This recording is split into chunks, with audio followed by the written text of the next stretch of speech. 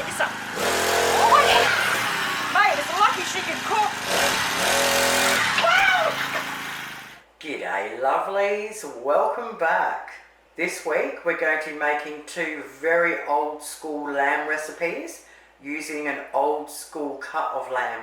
Tonight we're going to be making a curried lamb casserole, and on Wednesday night I'm going to be doing a review on a cast iron casserole dish I got, and we're going to test it out by making a lamb stew with dumplings.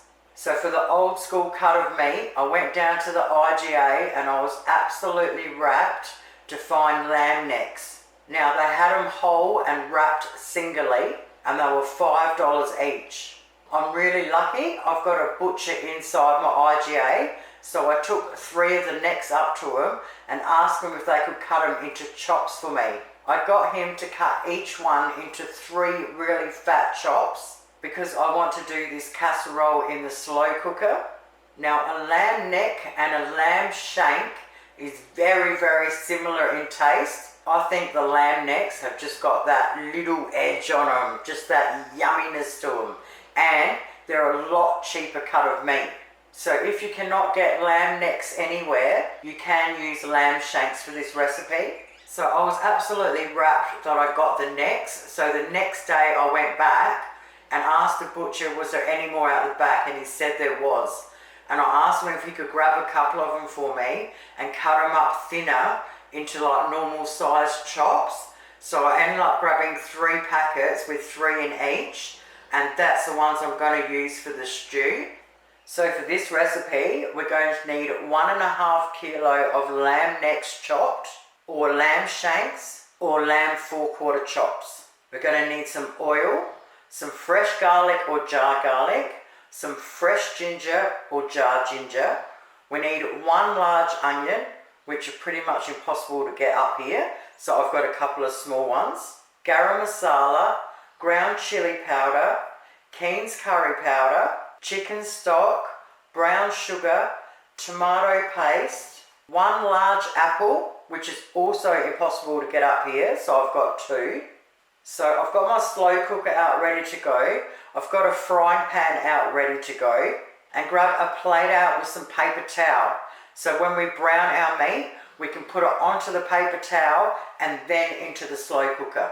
So the first thing we want to do is just chop off any excess fat from around our necks, and we want to chop our onions up. Now that we've done that, if you're using your fresh garlic, you want to get 2 cloves ready to go with your crusher. And if you're using fresh ginger, you want to grate up 1 tablespoon ready to go. Now we want to get our frying pans, we want to put them on in between medium and high. We want to put a little bit of oil in, it doesn't matter what oil. Alright, so I'll just do 4 at once. Brown them really well.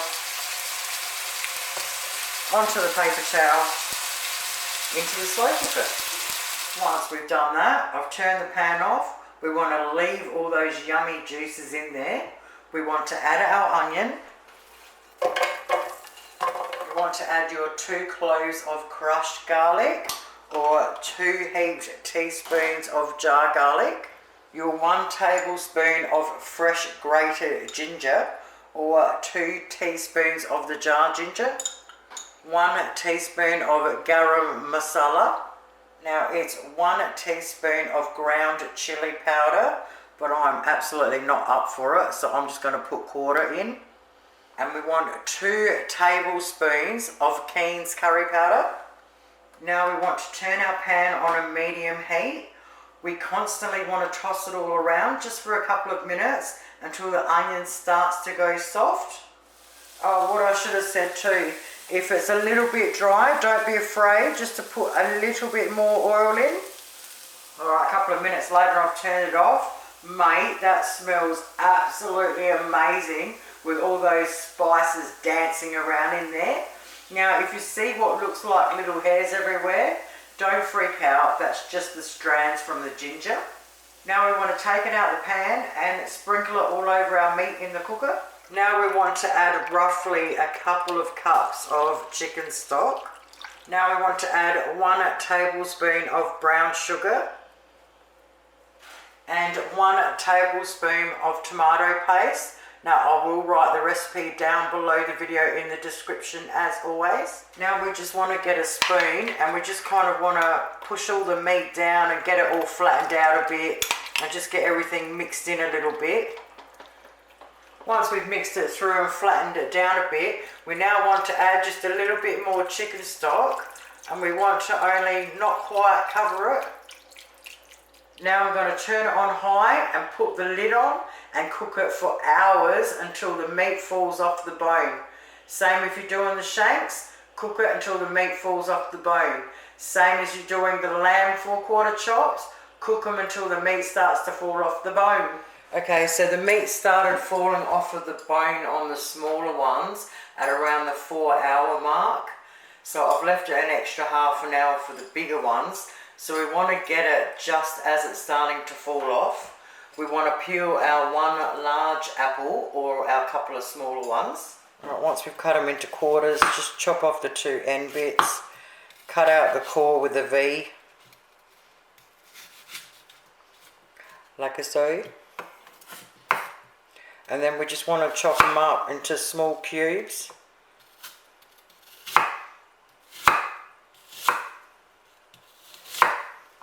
Like that.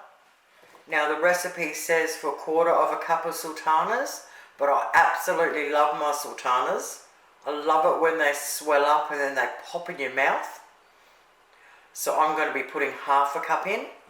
Now the recipe says that's all you put in, but I actually like my sauce at least a little bit thick. So what I've done is, you don't have to do this if you don't want to, but I've got a cup with a little bit of water in it. So I'm going to get my corn flour with a normal size spoon and I'm going to put a big heapful in there.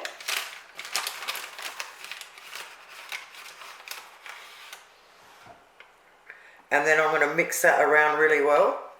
Alright, I've just put a light above here, so that's what it would look like without it. It's terrible, isn't it? It's got a little camping light. So I don't think it's going to show you just how deep and dark that is. Oh. So I'm going to add my corn flour and mix that through really well first. Alright, now we add our apple and our sultanas.